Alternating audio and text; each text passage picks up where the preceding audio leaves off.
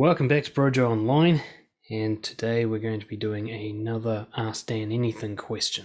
Today's question is in response to a video I did some time ago about whether or not you should break up with someone, how to figure out if you should stay with someone or break up with them based on feeling attraction for other people and other matters. And the person's asked this, so I'm going to read it out.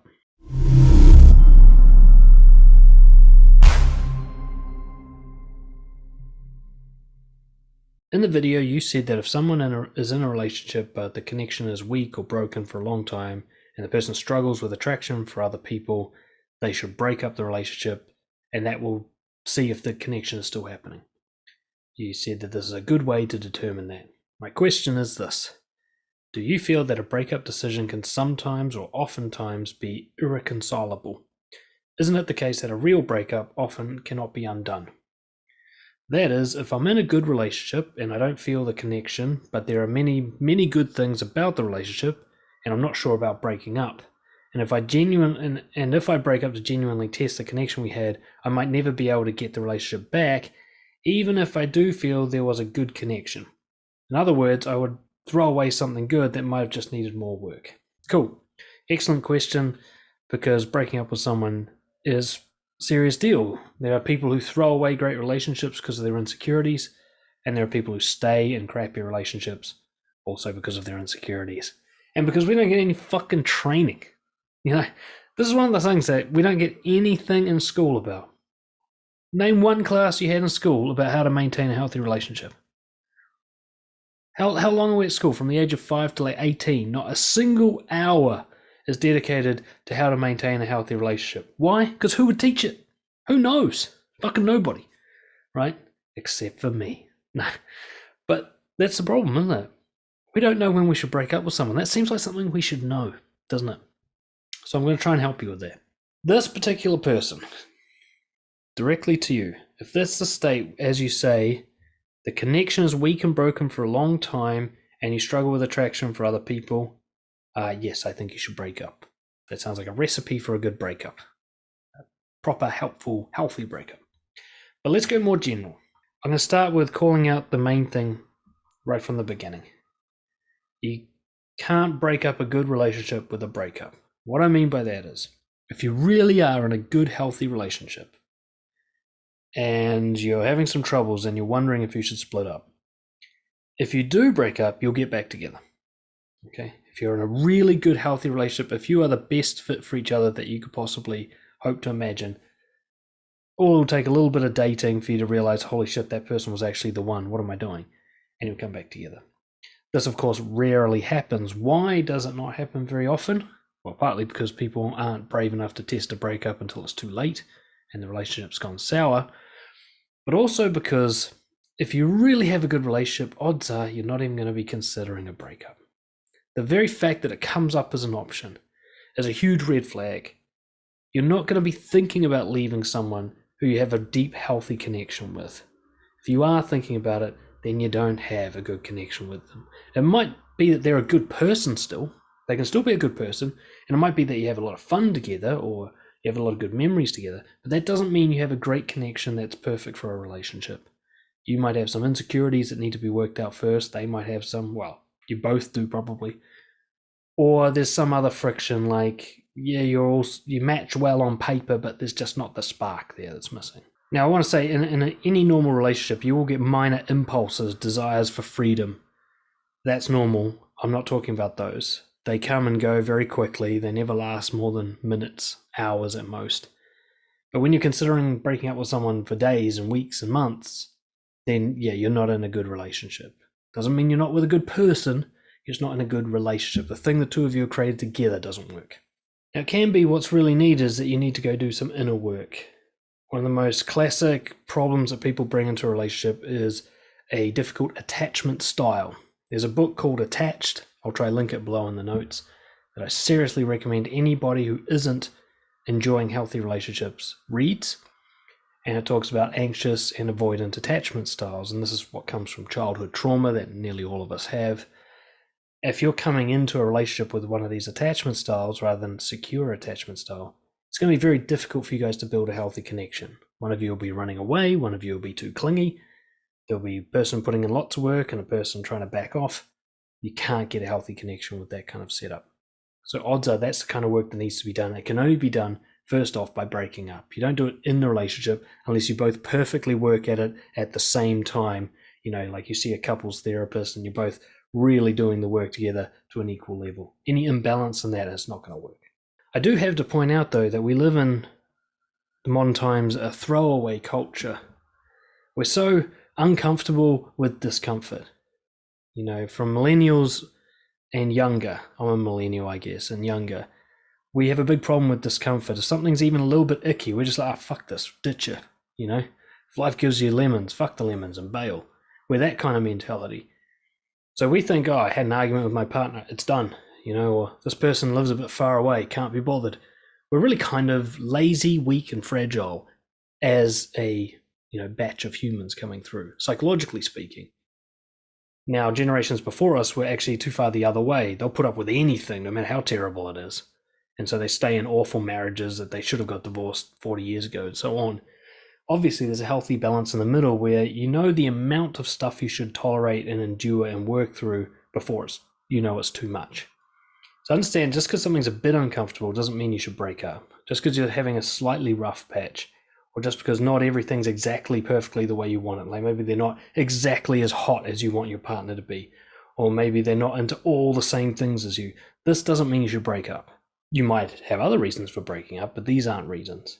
However, having to 3 big arguments every day for months and months doesn't mean you should stay together. That's too much friction. Okay, that's too much conflict, too much discomfort.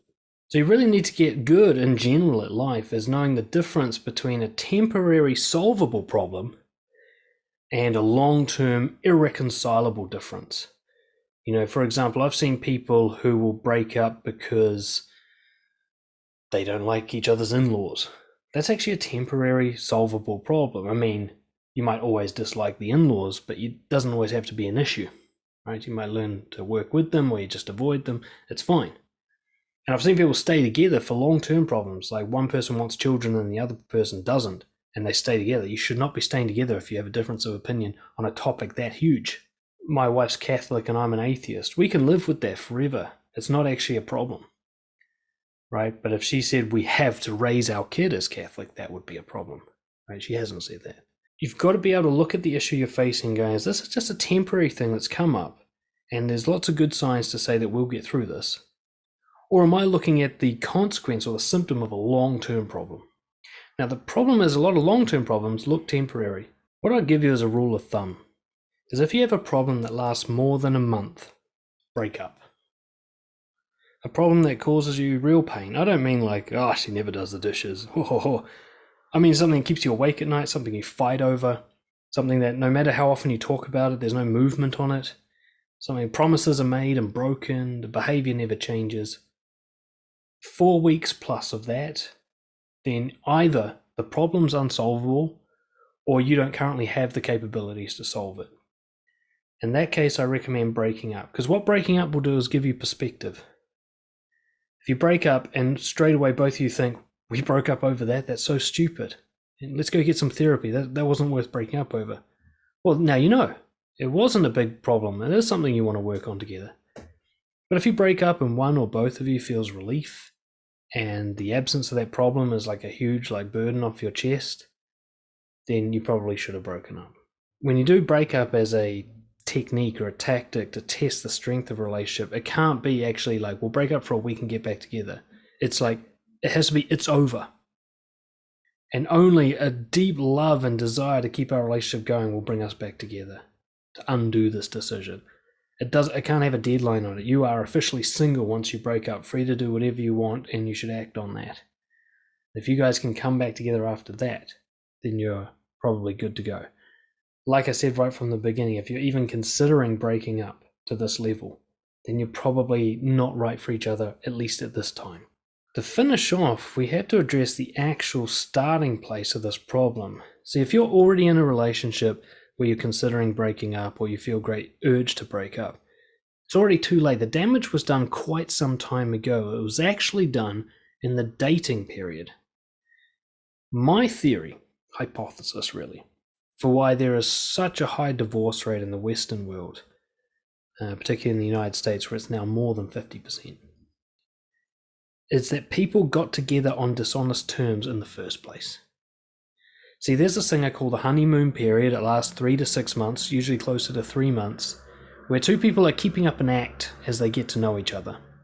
And then after 3 months of kind of being in a committed relationship, they can kind of let go of the performance and relax back into being themselves. And this is usually a shock for the other person. You know, I work with guys almost primarily, and so they do all the stuff at the start that they wouldn't usually do. Let's say taking a girl out for dinner when they don't usually go to restaurants, or showing an interest in all these hiking and outdoor activities when they've never done that before, or pretending to be interested in all the stuff that she's into even though you've never even looked into it before, or just mostly being more positive than you actually are, putting on this positive performance. You give a false impression, you set a bad precedent. And then after 3 months, you can't be bothered keeping up the act anymore, or you feel safe, so you start letting your real self come through, and the other person's shocked by this change. Like, you used to be this and now you're that. Like, we used to go and do all this stuff and now you just play video games. It's like, actually, he always played video games. He just temporarily did some shit while he was trying to make you like him. This is the bit that is where the problem occurs. If you're breaking up later, it's because of this. If this doesn't occur, you don't have a breakup later because you never get together. If you're very honest at the start with someone, during the dating period, you just be you, with your natural energy levels, your full range of emotions, your actual interests and your disinterests. And you let them see you just raw and nothing added, nothing manufactured. And they like that, then you've got a really good chance of a long-term relationship that doesn't break up, especially if it, only if it's reciprocal. So if you are both just being you, as if you're with your best friend that you don't need to impress, and you start like that, and you both like each other, you never have to worry about the kind of show falling apart in 3 or 6 months. It'll be like, yeah, this is exactly what I expected, and he stayed the same. Brilliant. That's what I signed up for. It's when you get something that you didn't sign up for that the resentment builds and breaks up the relationship, that the connection gets hurt. When you realize that you signed up for something that was fake, and now you're getting the real thing. Even if the real thing's good, it's usually not more impressive than the act. And so it feels like a letdown, like a disappointment. You're getting less than. You might have actually been okay with that if it had started like that, right? And this is where some relationships can reconcile. You break up and you realize, no, I do like the real him. It's just I had to get my head around it because he put on this bullshit. And you both talk to each other about it. Yeah, I was faking it. Yeah, me too. I was being a people pleaser. I was being too positive. This is who I really am. This is what I'm really into. And you start over again. You've got a chance. If you're watching this, I recommend you check out my Powerful Honesty course on Udemy. There's a link below. And that'll give you all the tools you need and the courage you need to build a confident, honest connection right from the first time you meet someone so that you never actually have to worry about breaking up. Either your powerful honesty will push them away because they don't like you, or you being honest is exactly what they like and it will always be effortless for you to be in this relationship. Either way, you never have to worry about a breakup.